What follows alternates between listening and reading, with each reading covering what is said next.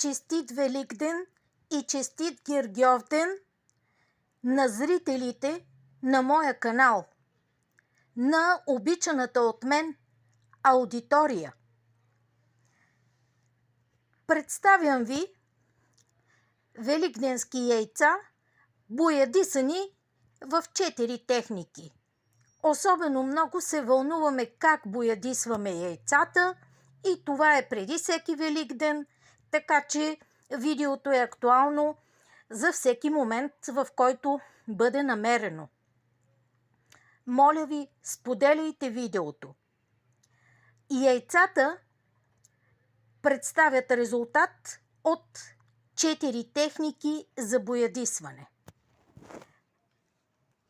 Червеното яйце, което боядисваме първо по стара християнска традиция, е боядисано в класически стил с ядлива боя, която е разтворена в топла вода и оцет. По този начин също са и следващите 4 яйца. Ето, тук започва втората техника, която използвах за боядисване на яйца и се получи един прекрасен цвят, който се слива със слънцето и дневната слънчева светлина. Как се получи това прекрасно яйце, което аз много харесвам? Използвах кухненско руло и направих една кесийка. Представете си, че яйцето още не е боядисано, бяло или кафяво. Белите се боядисват, по-добре хващат боята, но по вкусови качества много от хората предпочитат така наречените кафяви яйца. Получава се една кесийка, която изглежда по този начин. Може да се върже с конец. Потапя се в боята и се получава след известно време този красив цвят. Кухненското руло помага и яйцето да придобие такъв цвят. И следващите яйца също са боядисани с тази техника, техниката с кухненско руло. Следващите две, които виждате, те са зелено и червено. Боядисани са чрез марля.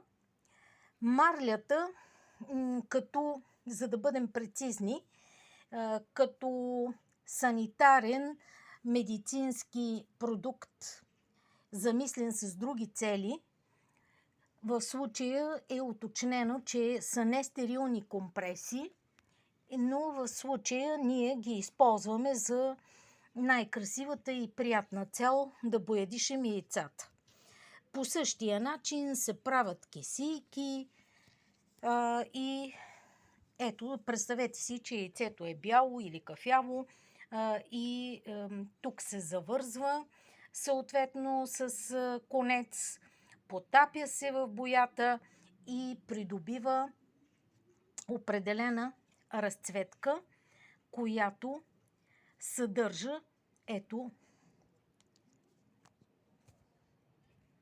тези линийки. Сега ще ги покажа цялото. Те се появяват по цялото яйце.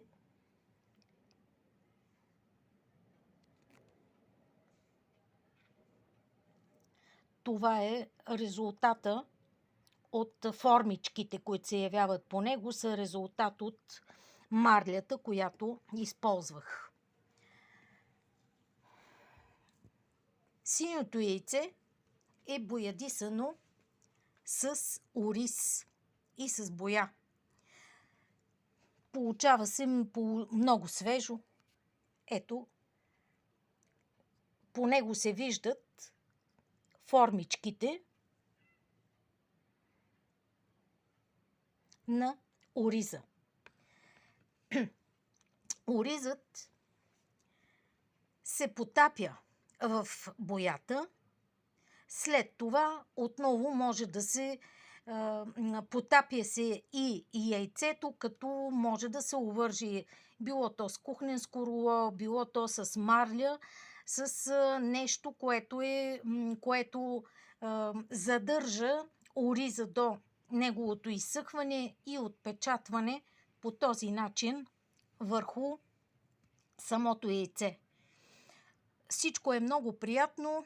Техниките за боядисване на яйца се увеличават като брой през цялото време, през цялата година. Всяка следваща година носи своите нови техники. Ние виждаме резултатите. Реших с това видео да ви запозная как практически могат да изглеждат яйцата след прилагане на 4 техники.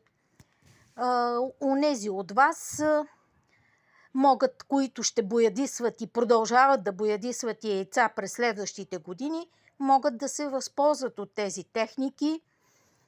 Благодаря ви за отделеното внимание, за гледането и ви желая приятна и благодатна светла седмица.